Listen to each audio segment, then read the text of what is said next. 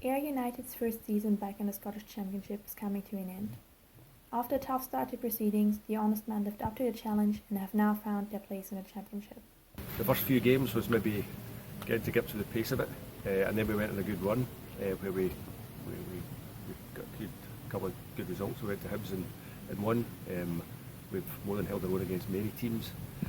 We've obviously went through a spell where we didn't get a lot of wins, but at the same time we didn't lose a lot of games. I think we drew something like 8 out of 11 or something like that.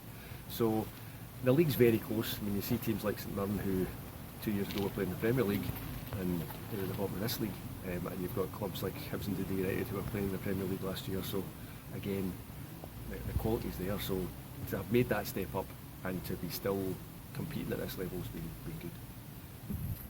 Yeah, I think a lot of players have not played in the Championship. I think they've done well. Obviously, we've signed a few new bodies like myself and Gary Harkins, who's played in this league and played higher. So I think the boys that have come up have made the grade, to be quite honest with you. But the table is extremely close and Ayr find themselves right in the fight for positions. To be fair, we're down the bottom now and it's a bit of a dogfight. Everyone's feeling the pressure at the moment. But at the same time, we're not looking behind us, we're looking forward to try and climb the league and get out of safety. We just have to deal with the pressure. This is what we've tried all last season to get to this level for. You know, you want to play in this league. So yeah, there are 10 games to go. There are 10 huge games, but you know the previous 26 have been huge as well. So they just have to deal with the pressure. However, the team is determined to treat the remaining games the same way as the previous ones. Stay focused and take one game at a time. Pretty much just the same. Just try to keep a calm dressing room and keep everyone focused. So I'm pretty sure we'll be focused this Saturday and hopefully pick up 3 points. It will be interesting to see how Ayr United performs in the last games of the season. Sunny Willich, UWS News.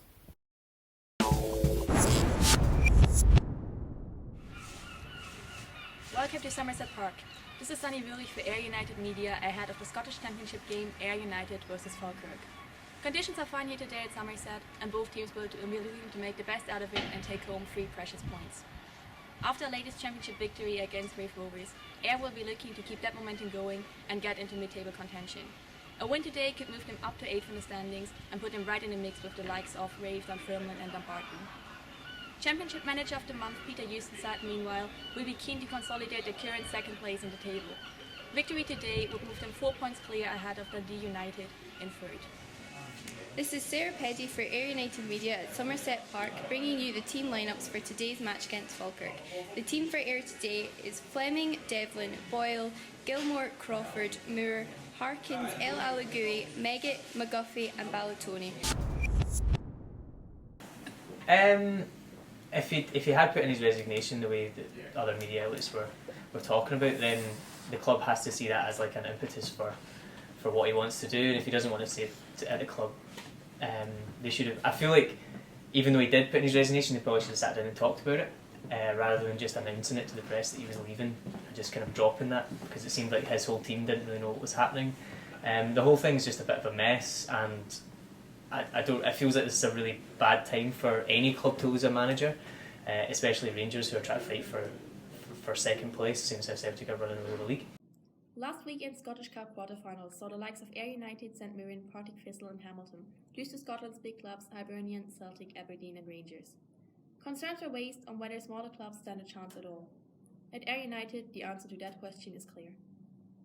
No, is the answer. We Celtic and Rangers just have a huge fan base that we can't even, think about competing with. Celtic get probably 60,000 a game, Rangers 50,000.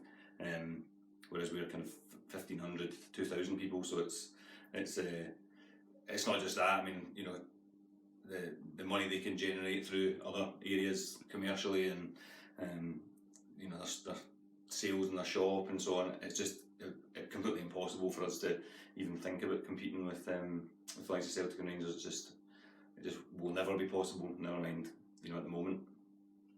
Opinions are split between the fans though. Probably not, purely down to budget. Don't really know much about the kind of lower league football, to be honest with you. I think the difference between Rangers and Celtic as well, as opposed to the likes of Ayr United, as you say, is obviously Rangers and Celtic are a bit more exposure. Yes. And why's that? Because Celtic and Rangers are playing more and more games throughout the week, not getting a chance to recover. So the lower divisions have that chance to recover and play better. However, positive performances give hope for the future. This has been Sunny Willich for UWS News.